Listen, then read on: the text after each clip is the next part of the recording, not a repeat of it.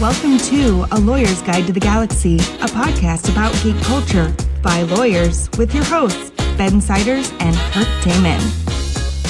Hey everybody, Ben here from Lawyer's Guide to the Galaxy. Just wanted to drop you a quick, I guess barely even an Edamame episode. This is more like just a seed. But shortly after our Roblox episode aired, the case was settled, which if you follow us on Twitter, you'd probably know because I complained about it.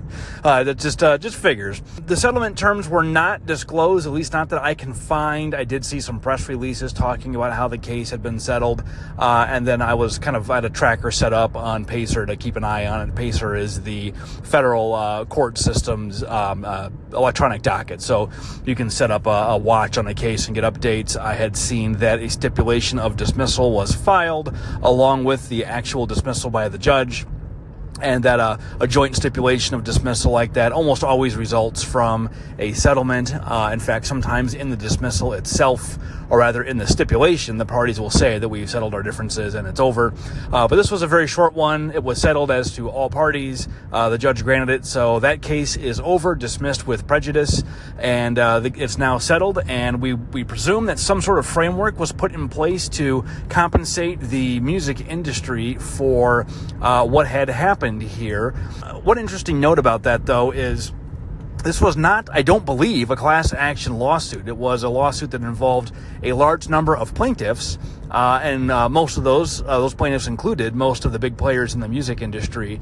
But although this settlement was reached, it is possible for other people who were not a party to it to still come after still come after Roblox, not the music industry, for violating their copyright. Now, as a practical matter, this probably deals with the issue conclusively for the vast majority of music that is out there, insofar as publishing rights and things of that nature are concerned. So it's effectively over, but there could possibly be stragglers from indie musicians or other people whose stuff is being used. That's just a risk that Roblox will have to live with. That's just one of those procedural details about how this works that I wanted to mention. So anyway, case is settled. We'll see what happens with it going forward, if anything, but presumably everybody is happy with the deal they got. And it kind of looked to me, even based on how the settlement was described, that the parties might not even fully understand how this is going to work going forward.